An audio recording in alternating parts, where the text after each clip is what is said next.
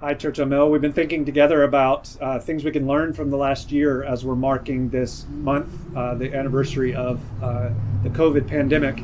And now, with our last video and now in this one, we're trying to look ahead to anticipate things that are coming. There's a really interesting verse in the book of Colossians. Incidentally, Colossians is the next book we're going to study together on Sunday mornings. So if you want to read ahead and think beyond Daniel, start reading Colossians. That's where we're going to go over the summer. But there's a really interesting verse in Colossians 1 that talks about how the gospel is bearing fruit and increasing among you. And specifically, it's referring to within the Christian community at Colossae, and then within each believer. Have you ever thought about that? That the gospel that you came to know when you were saved is still growing, is still increasing, is still bearing fruit among you. And how does that happen? Well, it's as you aim to make the most important thing in life to be to know Jesus, that you don't move beyond the gospel, and you continue to grow up in the gospel. So the next time you're feeling frustrated or bored or weak or frail or proud, I mean, we could just go on down the list, but the solution to all of those things is to look at what God has done for you in Christ. So I want to encourage you to do that and get more and more and more in the habit of that, even as more of life resumes.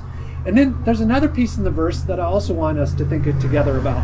It's that the gospel is bearing fruit within us or among us, but then Paul also says that that gospel is bearing fruit and spreading throughout the whole world. Church on Mill, we exist not merely for ourselves, but to be conduits through which God is growing and spreading the gospel. Part of the way that happens is just as we reach people within our own context, in our neighborhoods, at home, in our apartment complexes, in our dorms, at work. But there's also ways in which we can facilitate that happening elsewhere. That's part of what we do with missions.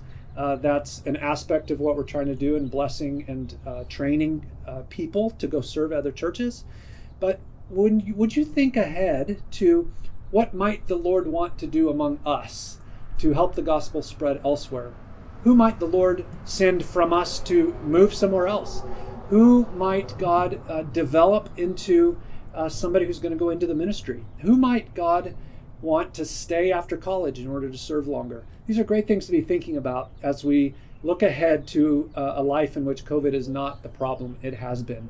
The gospel is bearing fruit. May it do so among us and throughout the world.